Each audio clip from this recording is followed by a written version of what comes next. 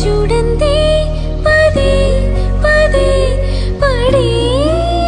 ఆతన తోట పూలన్నీ కని విని పడేను వేదన నువ్వు రాకుంటే మహాశయ మరే ఆగునా పూల తీగలతో పడి నిన్ను చూడండి పదే పదే పడే ఆతన తోట పూలన్నీ కని విని పడేను వేదన నువ్వు రాకుంటే మహాశయ మరే ఆగునా